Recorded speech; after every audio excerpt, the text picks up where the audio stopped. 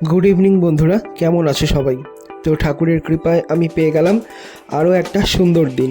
তো ঘুম থেকে উঠে ঠাকুরকে প্রণাম করে যাবতীয় কাজ সেরে আমি চলে এসেছি জিমে। তো অনেক দিন পর আজকে আমি করেছিলাম ডেডলিফট। সরি দিন না, প্রায় 2-2.5 বছর পর। তো আগে আমার লেগস অনেকটাই কমজোর ছিল, যার জন্য আমি ঠিকঠাক করতে পারতাম না ডেডলিফট।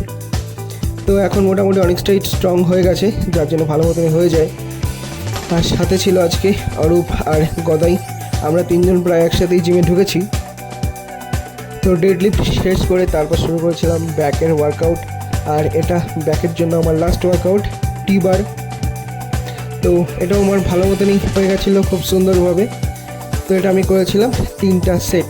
তারপর ব্যাকের ব্যায়াম শেষ করার পর করে নিয়েছিলাম হাইপার এক্সটেনশন, যাতে কোমরটা আমার আরও স্ট্রং থাকে, কোনো ব্যথা ট্যাথা না থাকে, পরের দিন যাতে আরও ভালো আমি লেগস আর ডেডলিফট করতে পারি।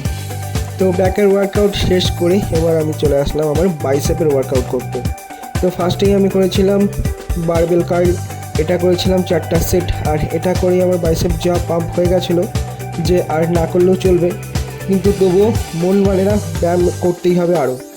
তাই এরপর করে নিয়েছিলাম আমি ফেচার কার্ল। আর ফেচার কার্ল শেষ করে করেছিলাম হ্যামার, কিন্তু হ্যামারে আর ভিডিও করতে ভুলে গেছি। তো আজকে জিম হয়ে গেল আমার কমপ্লিট। আজ বাই, দেখা হবে অন্য কোনো ভিডিওতে।